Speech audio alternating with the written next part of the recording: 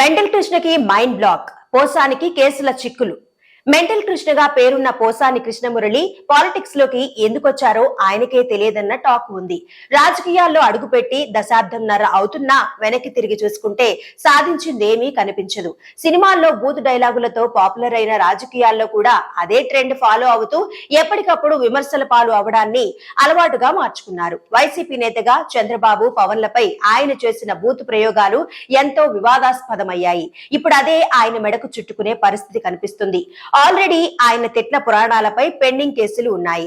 ప్రస్తుతం పాత కేసులు తిరగతోడడంతో Posani future talk of the ఇండస్ట్రీగా మారిందంట.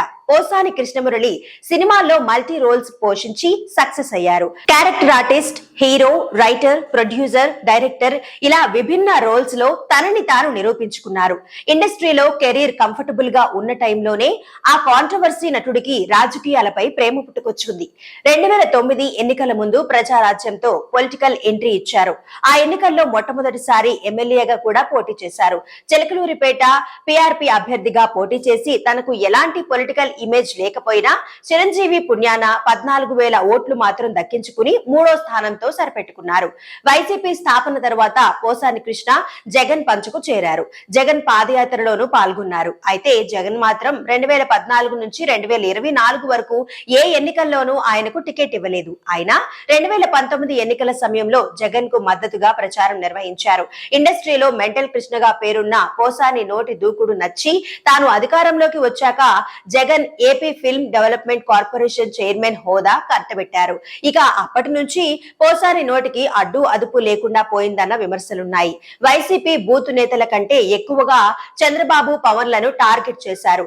తాను కమ్మ సామాజిక వర్గానికి చెందిన వాడినని చెప్పుకుంటూనే కులాన్ని కించపరిచేలా మాట్లాడడం, చంద్రబాబు కులాన్ని వాడుకుంటున్నారని విమర్శించడం ఆయనకి చెల్లింది. ఆ క్రమంలో విపరీతంగా బూత్ ప్రయోగాలు కూడా చేసి తీవ్ర వివాదాల్లో చిక్కుకున్నారు. ఇక మెగా ఫ్యామిలీపై ఆయన విమర్శలకు హద్దు పొద్దు లేదంటారు. AP film development corporation chairman హోదాలో ఆయన జనసేన అధినేత పవన్ కళ్యాణ్, మెగాస్టార్ చిరంజీవిపై తీవ్ర విమర్శలు గుప్పించారు. పవన్ కళ్యాణ్ సభలకు వచ్చే జనం ఎవరు ఓట్లు వేయరని, పవన్ కళ్యాణ్ ఓ మెంటల్ కేస్ అని ప్రెస్ మీట్లు పెట్టి మరీ స్టేట్మెంట్లు ఇచ్చారు.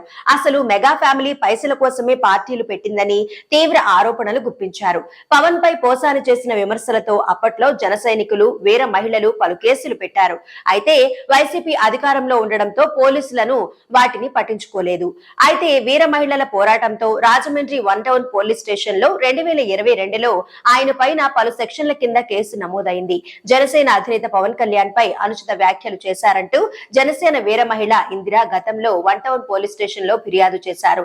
దాన్ని పోలీసులు పట్టించుకోకపోవడంతో ఆమె కోర్టును ఆశ్రయించారు. కోర్టు ఆదేశాలతో కేసు నమోదు చేసినప్పటికీ పోలీసులు పోసానిపై ఎలాంటి చర్యలు తీసుకోలేదు. అప్పట్లో ఆ వ్యవహారం పెద్ద సంచలనంగా మారింది. కూటమి ప్రభుత్వం వచ్చాక అప్పటిదాకా నోటికి పని చెప్పిన పలువురు వైసీపీ సీనియర్లు సైలెంట్ అయ్యారు. మెంటల్ కృష్ణ మాత్రం నోటి దూకుడు కంటిన్యూ చేస్తూనే ఉన్నారు.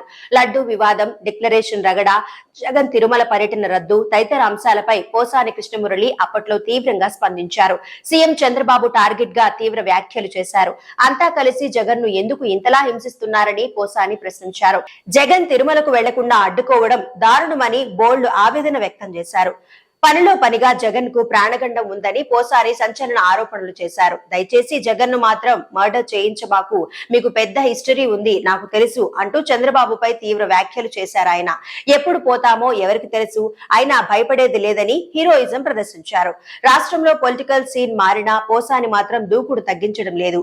అదే ఆయన మెడకు చుట్టుకునేలా కనిపిస్తుందంటున్నారు. గత ప్రభుత్వంలో టీడీపీ, జనసేన అధినేతల్ని ఇష్టం వచ్చినట్లు తిట్టిన వారిపై పాత కేసులను పోలీసులు తిరగదోడుతున్నారు. వరుసగా అరెస్టులు కూడా జరుగుతున్నాయి. ఆధారాలతో కేసులు పెడితే చర్యలు తీసుకుంటామని పోలీసుల అధికారులు ప్రకటిస్తున్నారు. ఇటు పోసానిపై నోరు పారేసుకున్నందుకు ఇప్పటికే పెండింగ్ కేసులు ఉన్నాయి. ప్రాధాన్యత క్రమంలో పోసాని పాత కేసు ఫైళ్లు ఎప్పుడైనా దుమ్ము దులపవచ్చంటున్నారు. ఇక ఓటమి తర్వాత కూడా ఆయన నోటికి పని చెప్తుండడంతో కొత్త కేసులు నమోదైతే ఆయన పరిస్థితి ఏంటన్న చర్చ నడుస్తుంది. ఇప్పటికే మెగా ఫ్యామిలీపై అనుచిత వ్యాఖ్యలు చేసి ఇండస్ట్రీలో తీవ్ర వ్యతిరేకత తెచ్చుకున్న పోసాని మున్ముందు సిల్వర్ స్క్రీన్ పై కనిపిస్తారు. కనిపిస్తారా లేదా అన్నది డౌటే. ఇక 15 ఏళ్ల రాజకీయ జీవితంలో ఏమన్నా సాధించారా అంటే 10 ఏళ్లు ఆయన నోటిని వాడుకున్న జగన్ కనీసం టికెట్ కూడా ఇవ్వలేదు. ఇక ఇప్పుడు కేసుల చట్రంలో ఇరుక్కుంటే మెంటల్ కృష్ణకి అండగా నిలిచేదెవరు? అదే ఇప్పుడు రెండు ఇండస్ట్రీల్లో హాట్ టాపిక్ గా మారింది.